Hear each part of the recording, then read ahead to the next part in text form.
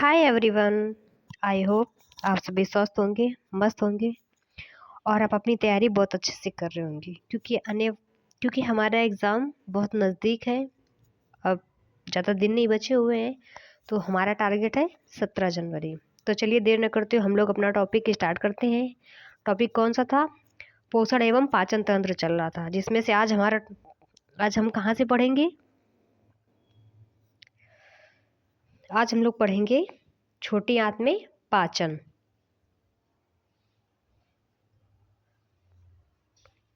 छोटी आंत में पाचन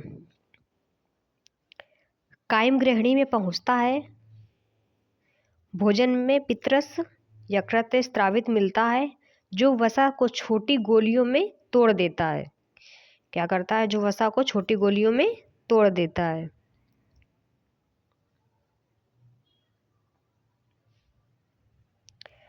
ट्रिप्सिन भोजन पर कार्य करके उसे पेप्टाइड में तोड़ देता है।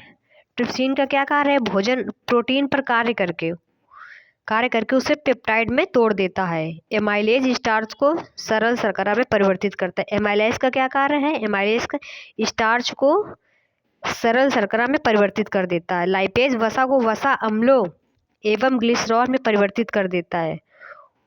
लाइपेज क्या करता है? वसा को वसा अम्लों एवं ग्लिसरॉल में परिवर्तित कर देता है। भोजन इलियम में पहुंचकर आंत रस से मिलता है। माल्टेज माल्टोज को ग्लूकोज में परिवर्तित कर देता है। माल्टेज क्या करता है? माल्टोज को ग्लूकोज में परिवर्तित कर देता है। लैक्टोज को ग्लूकोज एवं ग्लैक्टोज में परिवर्तित कर देता है। सुक्रोज को ग्लूकोज एवं फ्रक्टोज में बदल देता है। ट्रिप्सिन पेप्टाइड्स का अमीनो अम्लों में पाचन करता है। अब भोजन का काइल कहलाता है।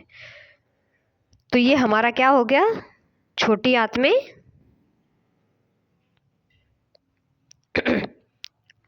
छोटी आंत में पाचन हो गया।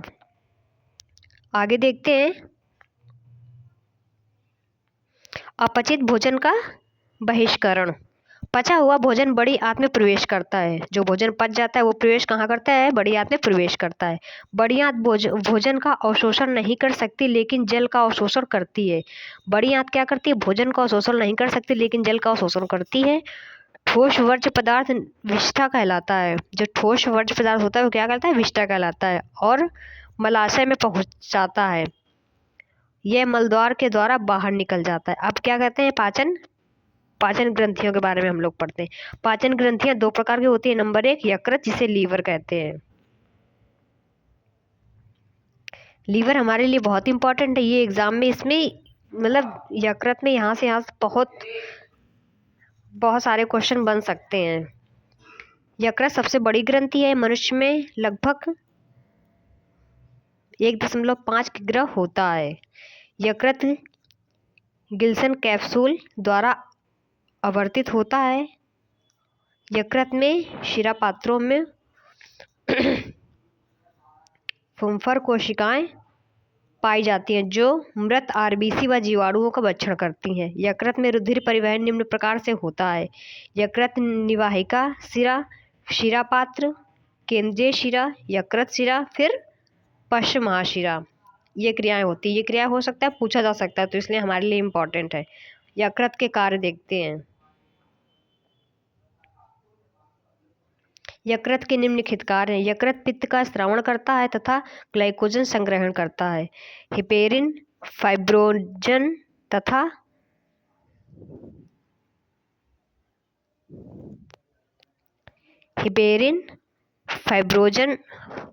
फाइब्रिनोजन तथा प्रोथ्रोम्बिन का स्रावण करती है। और वसा उपापचय का केंद्र है तथा ये वसा भी संचय करता है। यूरिया का संश्लेषण करता है तथा विटामिन ए डी तथा विटामिन B12 का निर्माण करता है। अमीनो अम्लों का डीएनिमेशन तथा विषैले पदार्थों का विषहरण करता है।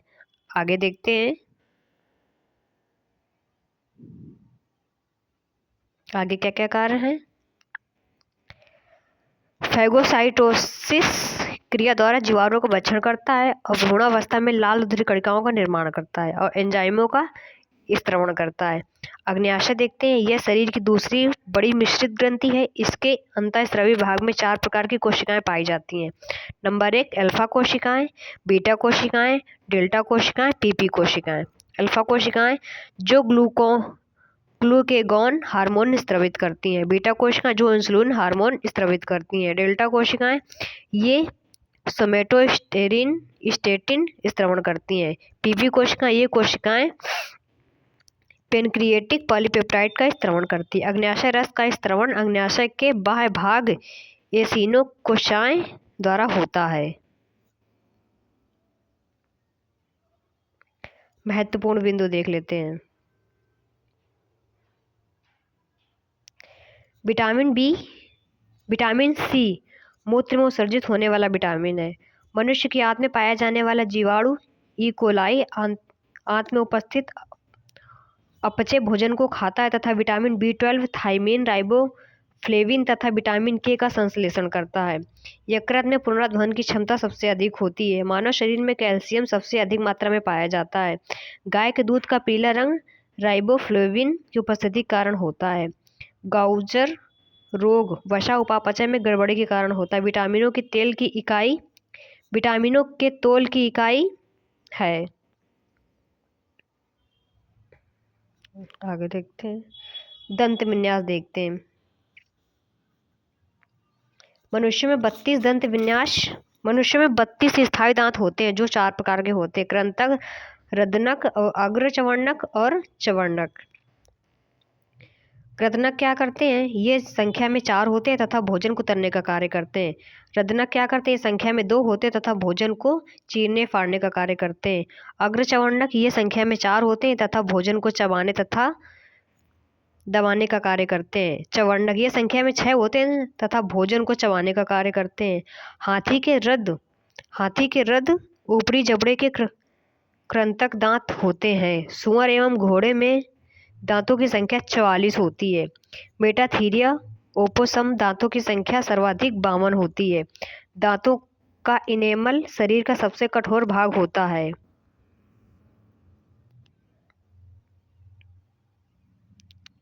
दांतों का इनेमल सबसे कठोर भाग होता है। दांतों का अधिकांश भाग डेंटाइन का बना होता है। कुछ स्तनधारियों का दंत सूत्र। स्तनधारी मनुष्य जो सूत्र होता है 2102 और ये ऑब्लिक 2102 कितने होते हैं? सूत्र पूछा जा सकता है। 20 होते हैं दांतों की संख्या। और मनुष्य वयस्क में 21-23 32 होते हैं। घोड़ा में 44 होते हैं। कुत्ता में 42 होते हैं। गाय भेड़ में 32 होते हैं। बिल्ली में 30 होते हैं। खरगोश में 28 होते हैं। चूहा में 16 होते हैं। आगे क्वेश्चन है, ये हम अगले टॉपिक में कवर करेंगे।